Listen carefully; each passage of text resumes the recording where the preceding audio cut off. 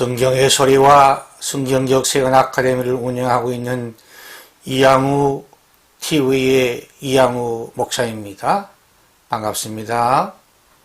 나의 사랑이요 나의 기쁨이며 나의 희망이신 8,500만 대한민국 국민 여러분을 진심으로 사랑합니다. 먼저 여러분의 삶의 자양분이 될 책 한 권을 소개합니다. 이양우저 행복한 명문 가정으로 안내하는 나침반입니다. 이 책은 결혼식을 통해 불신 친구, 불신 부모, 불신 친척들을 전도하도록 돕는 최선의 책입니다.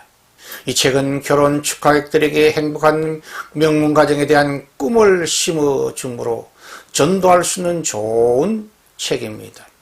이 책은 결혼식 축하객들에게 답례품으로 최상의 선물이 될 수 있으며 화목한 가정을 지키도록 돕는 책입니다.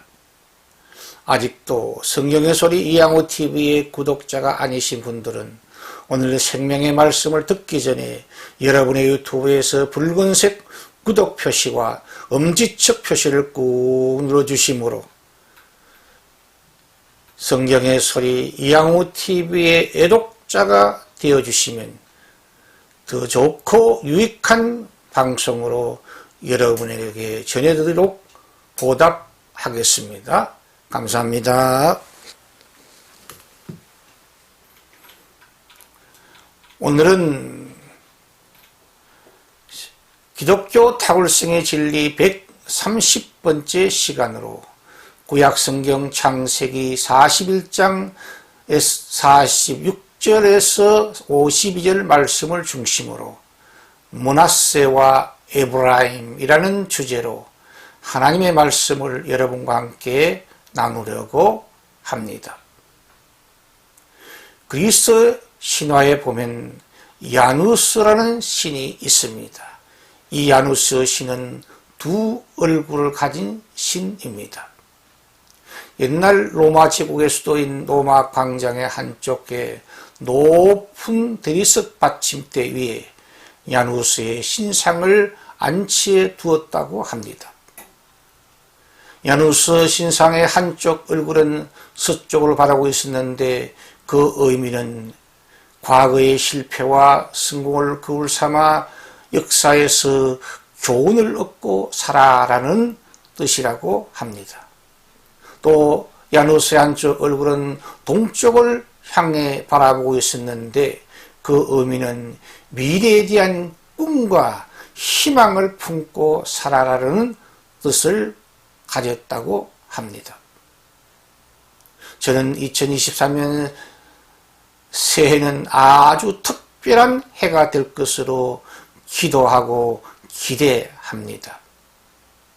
그 이유는 양력으로 새해 첫날인 1월 1일이 일요일 주일이고 음력 1월 1일인 설날이 1월 22일 또한 일요일이요 주일날입니다. 기독교 예배일로 지키는 주일 선데이는 하늘과 땅의 모든 권세를 가지신 예수 그리스도가 인간을 슬프게 만들고 불행하게 만드는 죽음을 정복하신 부활의 날입니다. 하나님의 생명이 인간의 죽음을 삼켜버린 승리의 날입니다. 인간 빌라도 총독의 불의한 재판을 하나님의 공의가 승리한 날이 바로 주일날입니다.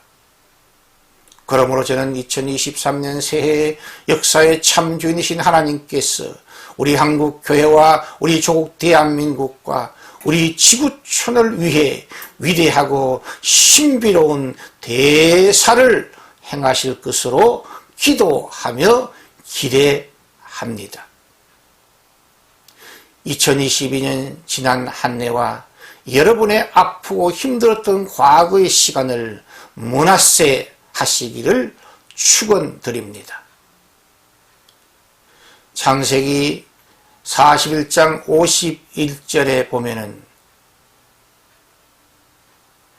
요셉이 그의 이름을 므낫세라 하였으니 하나님이 내게 모든 고난과 내 아버지의 온 집 일을 잊어버리게 하셨다 함이라고 모세는 성령의 감동을 받아 창세기 41장 51절에 기록하였습니다. 하나님의 사람 요셉은 17세경에 형들의 시기와 질투로 이집트의 노예로 팔려갔습니다. 10년 동안의 고생스러운 노예 생활과 억울한 3년 동안의 감옥 생활 가운데서도 하나님이 주신 꿈과 비전을 붙들고 소망을 품고 요셉은 매일매일의 삶을 거룩하고 성실하게 감당함으로 하나님의 때가 되어 약반 30세에 마침내 곧 이집트 제국의 총리가 될 수 있었습니다. 요셉은 부인 아스나스를 통해 장남을 가슴에 품고 그 아들의 이름을 므낫세, 망각, 잊어버림의 뜻을 가진 므낫세라고 장명하였습니다. 요셉은 그의 13년 동안의 고생과 시련, 억울함과 아픔이 너무나 극심했기 때문에 그 모든 것을 잊고 싶어서 므낫세, 망각이라고 장남의 이름을 부른 것입니다. 저와 여러분 모두 하나님의 사람 요셉처럼 우리가 걸어온 과거의 괴로움과 시련, 억울함과 아픔을 과거의 곡물에 흘려보내고 잊어버릴 수 있기를 축원드립니다. 또한 지난 세월 동안의 업적과 선행도 우리의 교만을 예방하기 위해 므낫세, 잊어버리시기를 바랍니다.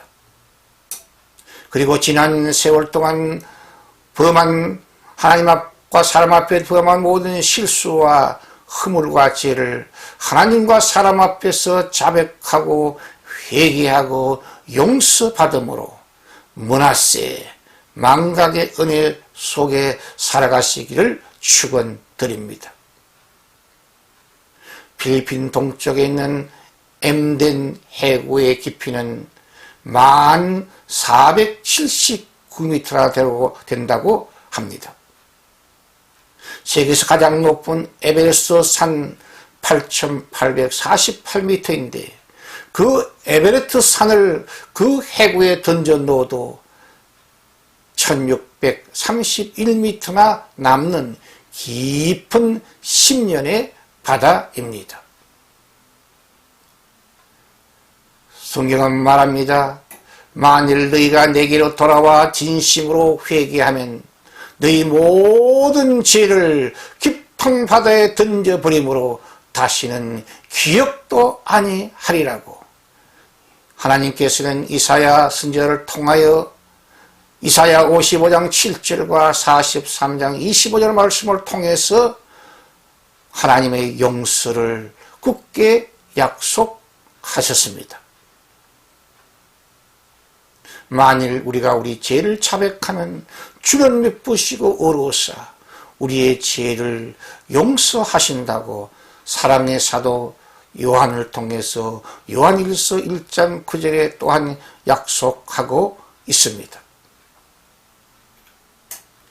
2023년 새해는 저와 여러분 모두 예수 안에서 에브라임 번성하고 창대하고 왕성하시기를 예수 이름으로 축원드립니다.